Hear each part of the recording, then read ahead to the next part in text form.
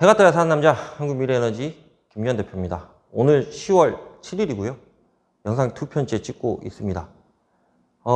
그래도 뭐 장기 입찰 화요일 날 올라갔겠지만 장기 입찰 관련해 가지고 한번 제 예상 금액을 한번 말씀을 드렸던 것 같고요.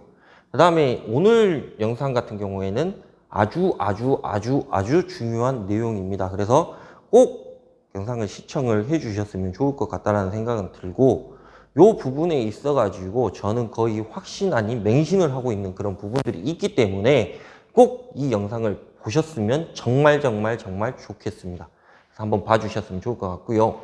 태양광 회사 대표가 말해준 태양광 이야기 69편째 이야기를 해보도록 하겠습니다. 의무 공급 비율 조정안이 발표가 됐습니다. 그래서 입법 예고가 된 상황이고요. 이렇게 진행을 하겠다라고 발표가 돼 있는 상황입니다. 정부에서요. 그래서 요 부분에 있어 가지고 한번 짚고 넘어가야 될 것 같다. 엄청나게 중요한 이야기입니다. 그래서 이 부분을 꼭 생각을 해주셨으면 좋겠고, 공급 의무 비율이라고 하는 거는요, RPS 제도라고 아시죠? 그죠? 지금 REC를 사고팔고 하고 있는 게 다 RPS 제도입니다. 그래서 그 부분에 있어가지고 RPS 제도의 근간이 되는 게 공급 의무 비율이라고 생각을 하시면 됩니다. 그래서 아주 중요한 내용입니다. 공급 의무 비율이란 RPS 제도에 따라서 에너지 발전사가요, 생산해내는 에너지와 비례하도록 신재생 에너지 할당량을 채우는 것입니다. 이거를 조금 더 쉽게 말씀을 드리면, 예를 들어서 한국 수력 원자력 발전 자회사가 있다라고 치면 얘네들이 100이라는 전기를 만들면요, 공급 의무 비율에 따라서 올해 같은 경우는 9%였습니다. 100이라는 전기를 만들면 9라는 에너지를 신재생 에너지로 채워야 하는 그런 상황이다 라고 봐주시면 될 것 같고, 그래서 이거를 채우는 방법은 두 가지가 있다라고 말씀을 드렸습니다. 자기네들이 직접 운영을 하든가 아니면 REC를 구매를 하든가, 이런 상황이다 라고 봐주시면 될 것 같고, 9% 작아 보이시죠?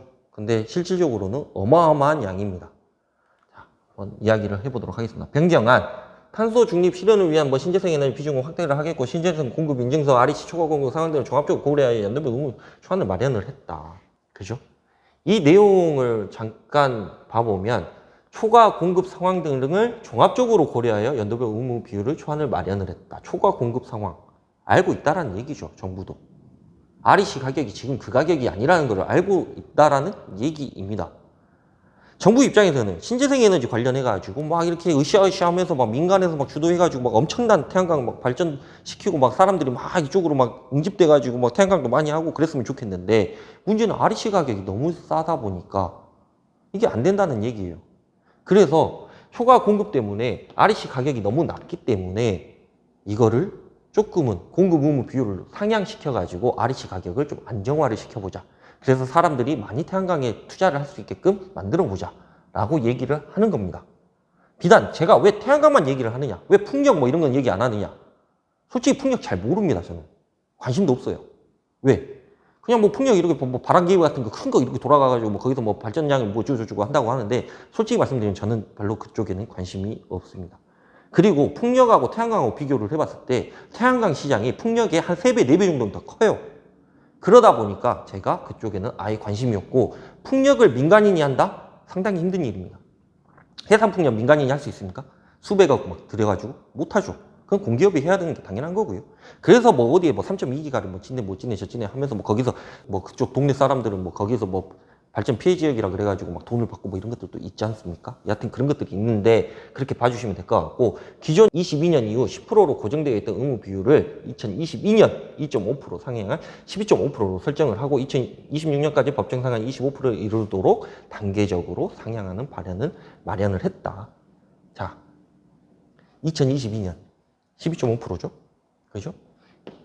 1년 뒤에 2.5%죠? 2.5%가 2%가 올라갔습니다. 24년, 그죠? 2.5%가 올라갔죠? 2025년 3.5%가 올라갑니다. 2026년 이후 5%가 올라갑니다. 어마어마한 이야기입니다. 5%가 아니라 4.5%네요. 어마어마한 이야기입니다. 봐보면 2022년, 23년, 24년, 25년, 26년 5년 안에, 그죠? 5년 안에 지금 올해 공급 의무 발전량이 비율이 9%예요. 근데 자, 올해까지 포함해서 6년이라고 칩시다. 6년인데 근 3배를 올리는 그런 상황입니다. 어마어마한 양입니다. 그죠? 그러면 단순하게 우리가 생각을 했을 때 3배를 올린다고 하니까 요때쯤까지 가면, 그죠? 요때쯤 이 정도 가면 한 2배 오를 것 같고, 지금 현재 REC 가격이 요때쯤 가면 3배 오를 것 같고, 그죠? 단순하게 산수식으로 계산하면 그 정도의 가격이 나올 수밖에 없는 구조를 가지고 있겠죠. 그죠? 자, 역대급 스케일입니다. 블랙버스트입니다. 자, RPS 제도 시행을 했죠. 2012년도에 2%로 시작을 했습니다. 100을 만들면 2%는 신재생 에너지. 그죠? 자, 2021년 9% 올려놨습니다. 자, 2012년 12, 13, 14, 15, 16, 17, 18, 19, 20, 21. 10년 동안 9%였는데 여기서부터 여기까지 올리는데 7%였는데 그죠? 2026년 25%로 진행을 한다고 합니다. 21년, 22년, 23년, 24년, 25년. 그죠? 어마어마한 양입니다. 2025년이에요, 이거. 자, 요 정도 된다라고 하면 25%라고 생각을 해보면 어마어마한 양이죠. 100을 만들면 25%는 신재생 에너지로 할당을 해야 된다. 어마어마한 양입니다. 그래서 한간에 들리는 소문에 의하면 발전 자회사들이 태양광 발전소를 매입을 하고 있고 뭐 그런 것들이 좀 진행이 돼가고 있다라는 얘기도 있는 거고요. 이거는 그냥 REC의 직격탄이거든요. 왜? RPS 제도가 REC니까요. 그죠? 근데 이 공급 비율을 늘린다라고 얘기를 하는 거는 수요와 공급이 맞지가 않기 때문에 수요를 어마어마하게 올리겠다라는 얘기입니다. 그것도 단기간 내에. 그러니까 그 정도 수준으로 우리가 그냥 생각을 하면 되는 그런 상황이라고 보시면 될 것 같고, 이래도 REC 가격이 안 오른다고? 2012년부터 21년 10년간 9% 올랐는데 2022년부터 26년 5년간 16%가 오릅니다. REC 최대 황금기가 올 것 같다는 생각이 듭니다. 제가 봤을 때는요. 물론 예전에 한번 20만 원이 막 넘어가고 뭐 그럴 때가 있었어요. 그게 이제 황금기라고 얘기를 하면 안 되는 거고요. 저는 REC 가격이 적정 수준인 한 9만 원대, 7에서 한 9만 원대만 이렇게 왔다 갔다 한다라고 해도 어마어마하게 저는 지금보다 훨씬 더 나은 수준의 수익을 받아볼 수가 있을 것 같다라는 생각도 해봅니다. 비단 공급 의무 비율만 그렇습니까? 더하기 RE100은 더 어마어마한 시장입니다. 그죠? RE100 빼더라도 요만큼이면 어마어마해요. 그죠? 자, 근데 여기에 막 기름을 막 붓고 있습니다. 불타고 있는데. 그죠? 2016년도 3.5% 한국전력 RPS 비용. 그죠? 자, 2016년도에 3.5%였어요. 공급 의무 비율이. 근데 한국전력에서 RPS 비용을 쓴 금액이 1조 4,104억이라고 합니다. 이 얘기가 어떤 거냐면 한국전력은 6개 한국전력 발전 자회사들이 있죠. 뭐 수력원자력, 남동발전 뭐 이런 애들 있지 않습니까? 걔네들이 REC를 매입을 하는데 이 걔네들이 매입을 하는 게 아니라 한국전력이 매입을 해줘요. 왜? 발전 자회사들이니까. 그래서 한국전력이 전기 팔아가지고 REC를 사주는데 그 금액이 1조 4천억 정도 된다. 3.5%였을 때. 그죠? 그 얘기를 하고 있는 겁니다. 자, 2020년 7%가 됐어요. 7%는 한국전력이 RPS 비용으로 2조 2,470억 원을 썼습니다. 이게 어마어마한 양입니다. 7%였는데 2조 2,470억을 썼다. 그러면 얘가 10%가 됐을 때는 얼마가 더 오를까요? 단순히 3%가 올랐다라고 생각을 하시면 우리가 산수를 다시 하셔야 되는 거고, 여기에서 3%가 상향이 됐다라고 하면, 그죠? 7%에서 3%이기 때문에 절반 가까이가 오른 겁니다. 그러면 얘의 2배 가까이가 올라가야 되는 게 정상적인 산수 방식이에요. 그죠? 그 정도의 수준인데 과연 REC가 안 오를까요? 자, 한간에 이런 얘기를 합니다. 잉여 REC 3천만 장. 뭐 이거 소문인지 진짜인지 뭔지 모르겠어요. 한 3천만 장 있대요. 그래, 한 3천만 장 있다고 칩시다.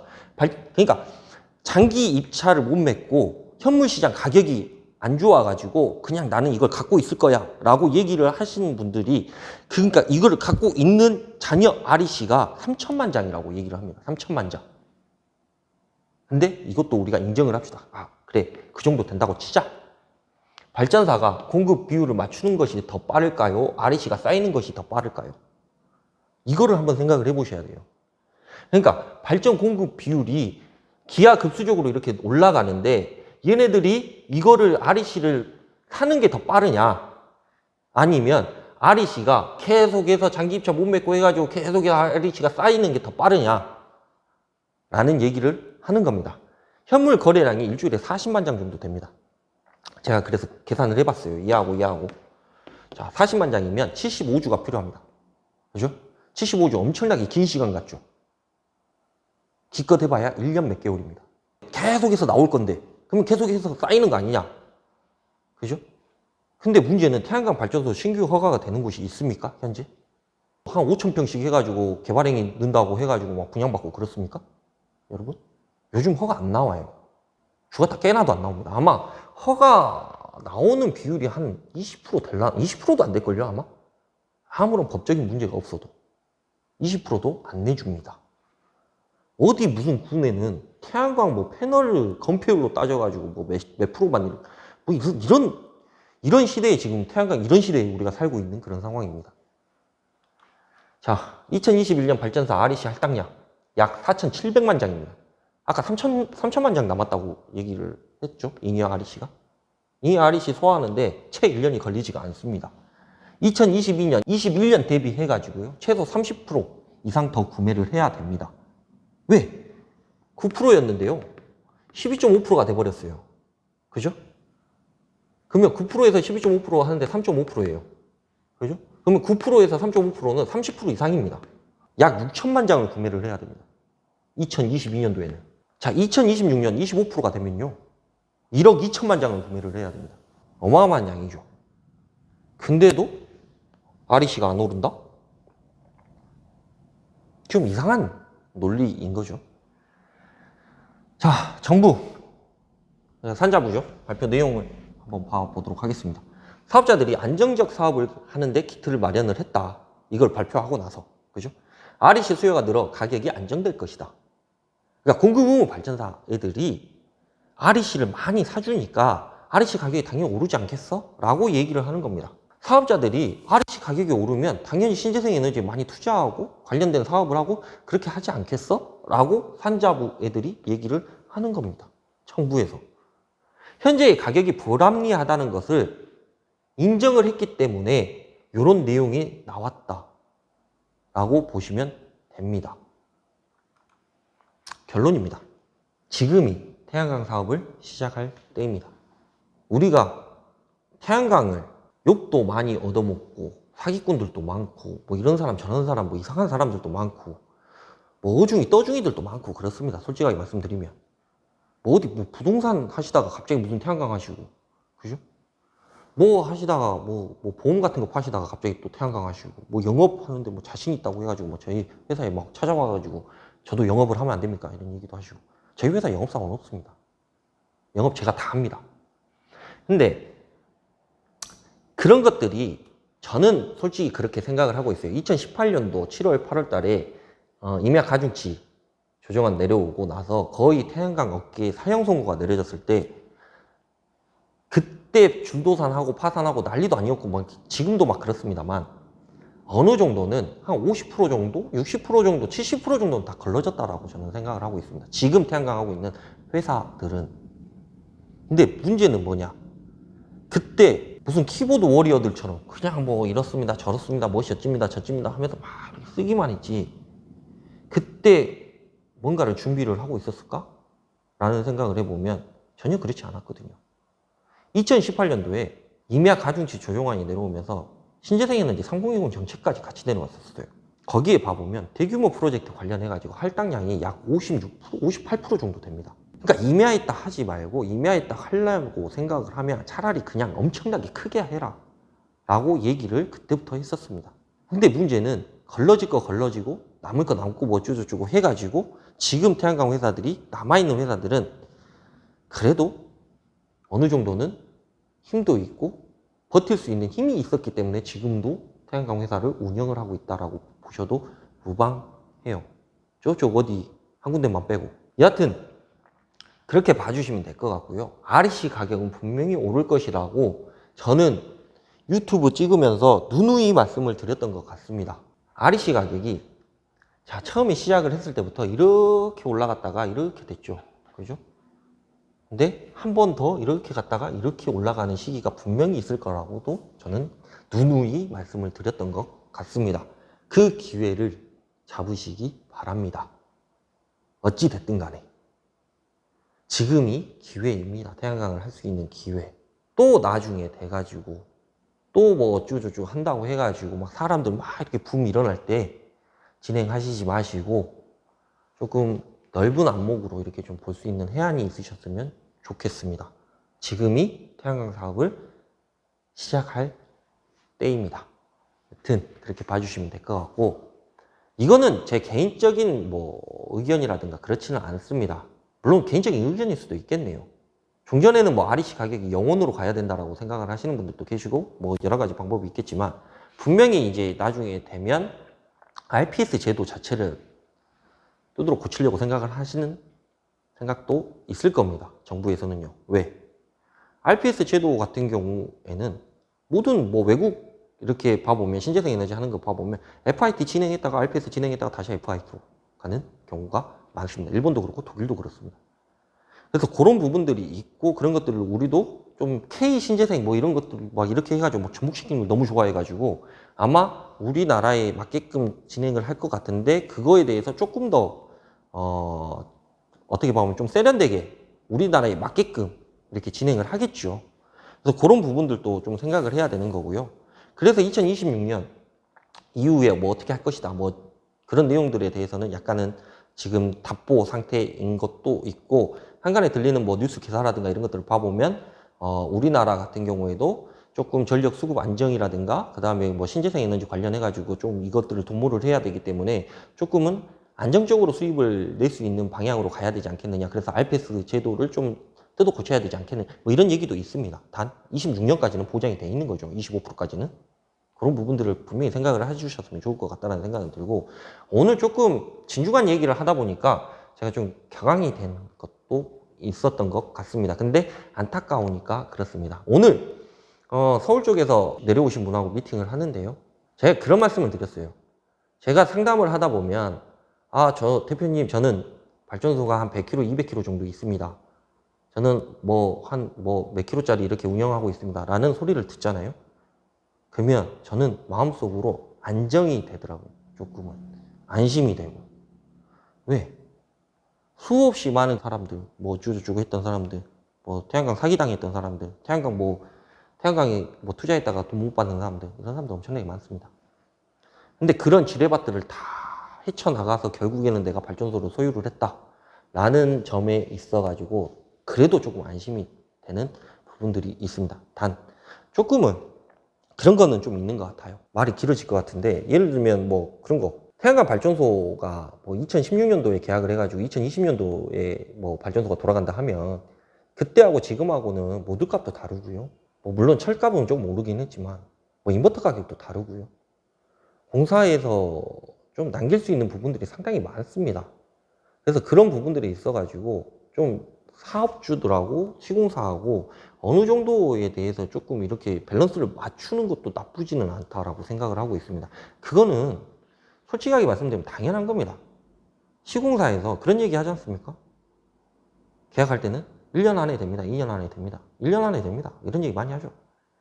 지금 개발행위 허가 들어갔고요. 1년 안에 됩니다. 근데 문제는 개발행위 뭐 들어갔다고 해가지고 개발행위가 나오는 것도 아니고요. 힘들죠. 당연히. 개통연계? 없으면 더 힘듭니다. 그냥 무기한적으로 기다려야 되기 때문에. 그죠? 그런 부분들이 있기 때문에 조금은 연기가 되고 막 이런 것들에 대해서 조금 뭐 욕심 같은 것들도 버리고 그런 부분들이 좀 있었으면 좋을 것 같다는 생각이 들고, 사업주분들도 마찬가지입니다. 2016년, 17년도 REC 뭐 가격 막 15만 원, 20만 원 할 때 하고 지금하고 비교를 하시지 마시고 적정한 수준의 수익률을 가지고 가는 게 상당히 좋을 것 같다라는 것을 꼭 당부를 드리고 싶습니다. 그때는 300만 원 나왔고 지금 200만 원 나왔어. 이렇게 얘기하시면 대화가 안 됩니다, 우리가. 그렇죠?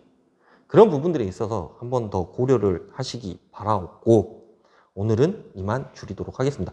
그 구독과 좋아요, 알림 설정 꼭 해주시기 바랍니다. 그래서 같이 기부하시게요.